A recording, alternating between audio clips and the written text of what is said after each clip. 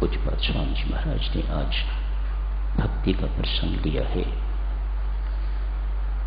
संत महात्मा फरमाते हैं भक्ति स्वभाव से इतनी सरल है जिसकी हम कल्पना नहीं कर सकते। ये सत्य है, भक्ति सरल का वर्णन करती है। सरल हृदय में प्रतिष्ठित होती है भक्ति। और ये भी सत्य है, कुटिल से कुटिल हृदय भी क्यों न हो, यदि वह भक्ति वहां प्रतिष्ठित हो जाती है तो वह कुटिल नहीं रहेगा, वह सरल हो जाएगा। दो परिभाषाएं भक्ति के विषय में साधक जनों याद रखने योग्य। भक्ति अर्थात उस अकाल पुरख के साथ, उस निरंकार के साथ प्रेम। बहुत कठिन काम है। हमारा स्वभाव तो है जो दिखाई देता है उससे प्रेम करने का, लेकिन ये दिखाई नहीं देता। ये अकाल पुरख, ये निरंकार दिखाई नहीं देता, पर प्यार तो करना ही है। भक्ति करनी है तो प्यार करना ही है। संत महात्मा समझाते हैं भक्ति को समझना और भक्ति को करना कोई कठिन काम नहीं है।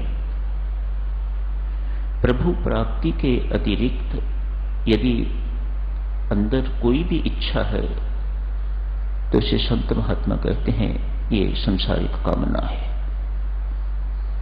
एक प्रभु प्राप्ति की तड़प के अतिरिक्त कितना सरल कर दिया भक्ति ने काम। एक परमात्मा की प्राप्ति की यदि तड़प के अतिरिक्त यदि हृदय में और कोई भी इच्छा है तो भक्ति कहती है ये संसारिक कामना है। सो स्पष्ट। परमात्मा श्री राम के साथ प्रीति, सोचो जिन्होंने प्रीति की है कैसे किया होगा। बाबा नानक की सोचो कैसे उस निरंकार से प्यार किया होगा। बचपन से ना देखा ना सुना, कुछ भी पता नहीं, लेकिन इतनी प्रीति है रात भर नींद नहीं आती। 15 साल का बालक बाबा नानक रात सो नहीं सकता। एक पंछी प्यू प्यू कर रहा है, वह अपने प्रियतम को ढूंढ रहा है, तो मैं मूर्ख क्यों सोया रहा हूं। मां सुलाती है या बाबा नानक उठ के बैठ जाते हैं, बालक नानक उठ के बैठ जाते हैं। करी है उन्होंने निरंकार से प्रीति, तो ऐसी प्रीति वह कर सकते हैं तो सब कर सकते हैं, हमें भी करनी चाहिए। वह एक अनश्वर सुख दे सकता है, परम सुख दे सकता है। सब सुखदाता राम है, दूसरा नहीं कोई। कितने सुंदर शब्द। सब सुखदाता राम है, सब सुखों का दाता एक ही है जिसे राम कहा जाता है, परम सुख। वो शाश्वत सुख का दाता राम। इसके अतिरिक्त जहां कहीं से भी सुख मिलता है उसे विषय मानिएगा। So simple. दो सुंदर बातें भक्ति ने समझा दी। जहां भक्ति होती है वहां ज्ञान और वैराग्य विशेषतया आपको उपार्जन करने की जरूरत नहीं। कंवारी मां है, भक्ति कंवारी है मां, कंवारी मां। दो बूढ़े पुत्र हैं, ज्ञान और वैराग्य। श्रीमद् भागवत में वर्णन आता है।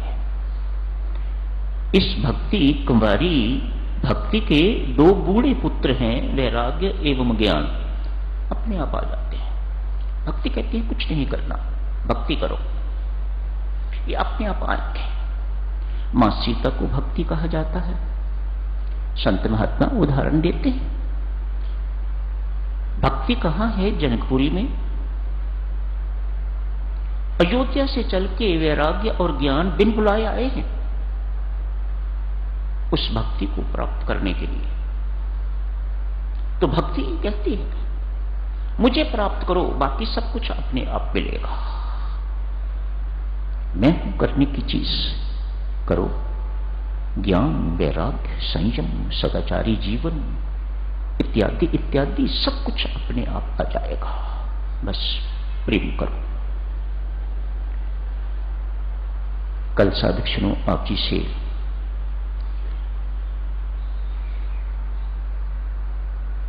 चर्चा की जा रही थी। सुबह 5 बजे मुझे नर्मदा नदी के किनारे लेके गए थे स्नान करने के लिए। धुआंधार घाट वहां पर बड़ा प्रसिद्ध। कल आप जी से अर्ज की थी कि नीचे पानी संगमरमर के रॉक्स हैं, उनसे टकराता है तो धुआं उठता है, इसलिए उस घाट का नाम धुआंधार।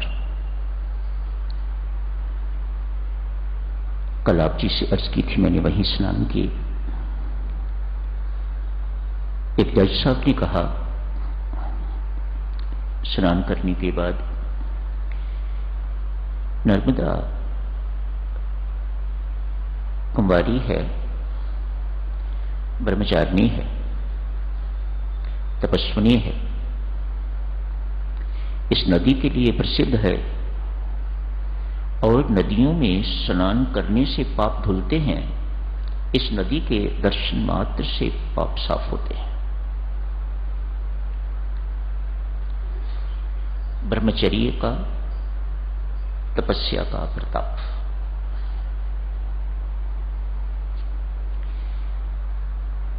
कल आप जी से एक एसपी साहब की चर्चा की थी। कल ही रात उनका मैसेज आया है किसी के माध्यम से कि वे अभी तक भी रोए जा रहे हैं, उनका रोना बंद नहीं हो रहा। इतने प्रसन्न हैं वे। किसी ने कहा ऐसा लगता है राम नाम ने एक शेर को, एसपी मानो शेर, एक शेर को मेमना बना दिया है। अभी 14 को तो दीक्षा ली है। एक डॉक्टर भी आए थे वहां, ईएनटी स्पेशलिस्ट, किसी के माध्यम से पत्नी साथ थी, अपने आप को इंट्रोड्यूस करवाया। मैंने पूछा कि आप मेडिकल डॉक्टर हैं या पीएचडी? कहा मैं ईएनटी स्पेशलिस्ट हूं, 2-3 साल से सेवानिवृत्त हुआ हूं, रिटायर हो गया हूं। मैंने पूछा अब क्या करते हैं आफ्टर रिटायरमेंट? कहा कि ईएनटी तो नहीं करता। मैंने पूछा क्यों नहीं करते? कहा 7 साल की पढ़ाई ने मुझे 37 साल अपना पेट पालने, अपनों का पेट पालने की योग्यता दी। 7 साल की पढ़ाई ने, एमबीबीएस इत्यादि करने में जो पीरियड लगा वही 7 साल का होगा। 7 साल की पढ़ाई ने मुझे 37 साल तक रोटी रोजी अपने लिए और अपनों के लिए दी। मैं सोचता हूं अब इससे और अधिक सेवा लेने की जरूरत नहीं।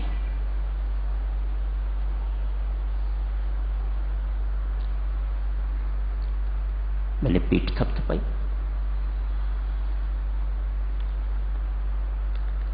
अब मैं ईएनटी नहीं करूंगा।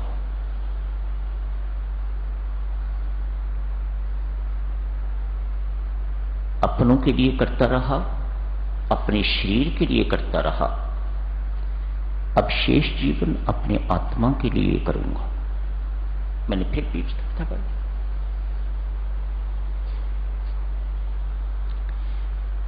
मैंने पूछा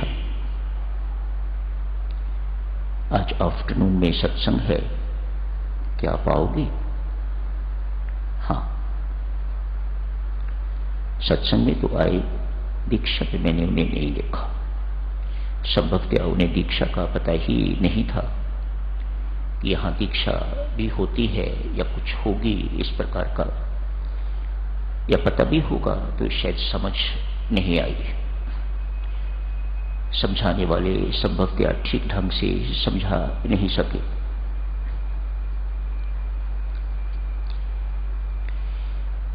ग्वालियर के एक बड़े रिनाउंड न्यूरोसर्जन रिटायर हो गए। उसके बाद न्यूरोसर्जरी कभी नहीं करी। इतने पॉपुलर कि डॉक्टर शंकर दयाल शर्मा संभवतः उनके फिजिशियन न्यूरोलॉजी न्यूरोसर्जरी के रहे होंगे। शंकर दयाल शर्मा एक दफा ग्वालियर गए, राष्ट्रपति बन चुके हुए थे, तो आंखें खोज रही हैं उनको कहीं। इतने बड़े डॉक्टर ग्वालियर के इतने रिनाउंड, एक्सपेक्टेड था कि डॉक्टर साहब कहीं आगे बैठे हुए होंगे। स्टेज पर शर्मा जी ने पूछा, उनका नाम लेके कि वे डॉक्टर साहब क्या नहीं बुलवाए गए, कहाँ हैं वे? तो बीच में वे खड़े हुए। तो राष्ट्रपति जी ने कहा, डॉक्टर साहब मुझे बाद में मिल लेना, मैं मिलना चाहता हूं। जब वो फिजिशियन थे तब तक तो जानते थे, लेकिन उसके बाद की जिंदगी के बारे में शर्मा जी जानते नहीं थे। वहां जाके सुना होगा। अपने भाषण में कहा, ग्वालियर 2 व्यक्तियों के लिए प्रसिद्ध रहेगा। एक अटल बिहारी वाजपेयी, पुरानी बातें, अभी अटल जी प्रधानमंत्री नहीं बने हुए थे, उनके व्यक्तित्व की चर्चा की जा रही थी, person as a person. Atal Bihari Vajpayee और दूसरे डॉक्टर साहब का नाम लिया।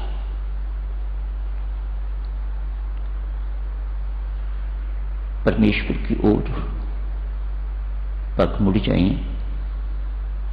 व्यक्ति ईश्वर उन्मुख हो जाए तो शेष चीजें जिंदगी की बहुत इनसिग्निफिकेंट लगने लग जाती हैं, बहुत तुच्छ लगने लग जाती हैं। कल रात जो फोन आया लगभग 45 मिनट का, ऐसा मीनाक्षी बता रही है, सुबह आज बताया। शशि जो जज साहिबा हैं वहां, जिन्होंने ये सारा प्रबंध किया हुआ था, उन्हीं का फोन था। कहा कि पहली रात जिस दिन मैं वहां निकला हूं, वहां से इतनी थकी हुई थी कि मुझे होश नहीं थी। सारी रात बहुत जल्दी सो गई, सोई रही। कल बात हुई। कहा कि कल का दिन सारा दिन फोन ही अटेंड करती रही। मेरे लिए कोर्ट में कोई केस देखना या सुनना मेरे लिए कठिन। बहुत फोन आए लोगों के। आपके इस आध्यात्मिक सत्संग ने क्या कर दिया है हमें। गोपाल भवन जहां सत्संग था, जहां जो लोग गए हुए थे, अभिषेक भी आ गया हुआ है, ये पता नहीं ये कहां ठहरे हुए थे, मुझे पता नहीं, इनसे भी बात कर सकते हैं, सब वहां थे। जो वहां के एम्प्लॉइज हैं उनका कहना, जो कैंटीन है जहां इन लोगों ने खाना खाया, उनके क्या कमेंट्स हैं मैं बताता हूं आपको, जो सुने। देवी सज्जनों, जिस वक्त एयरपोर्ट के लिए निकल रहा था तो सामने ही जिस गाड़ी में मुझे बैठना था एक संत महात्मा खड़े थे, कुछ 2 4 6 लोग और भी थे उनके साथ। मैंने देखा कि संत महात्मा हैं तो मैंने उनके चरण स्पर्श किए। तो जज साहब जो पीछे खड़े थे, जिनमें मेरे साथ अकंपनी करना था कार में, कहा कि अभी इसी सत्संग हॉल में इन्हीं द्वारा की जाने वाली भागवत कथा शुरू होने वाली है। मुझे पता नहीं था, वेश से साधु दिखाई दिए तो मैंने उनके चरण स्पर्श किए।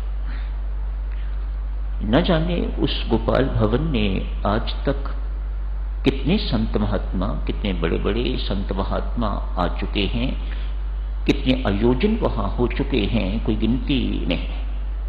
वेरी पॉपुलर, 600 650 की कैपेसिटी का हॉल, एयर कंडीशनड, जगह जगह एयर कंडीशन लगे हुए, बरामदों में भी एयर कंडीशन, हर कमरे में एयर कंडीशन, मानो बहुत रिच संस्था द्वारा बनाया हुआ वह गोपाल भवन।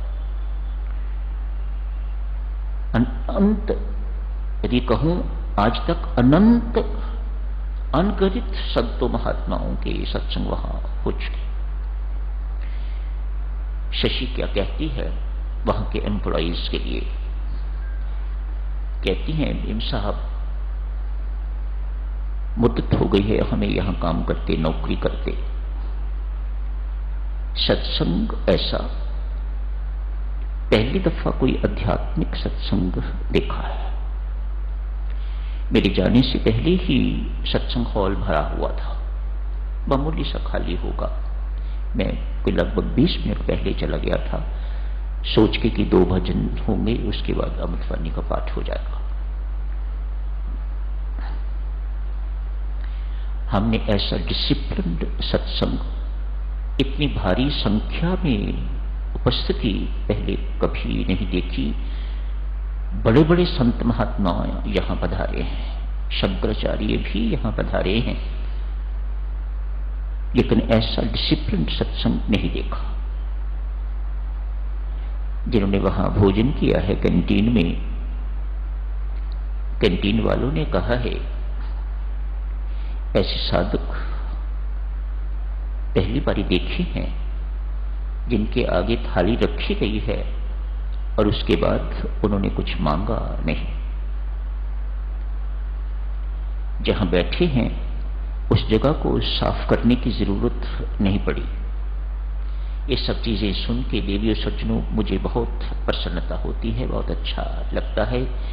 हमारे साधक जहां भी जाते हैं वहां अपनी धाक जमा के आते हैं, वहां एक आदर्श स्थापित करके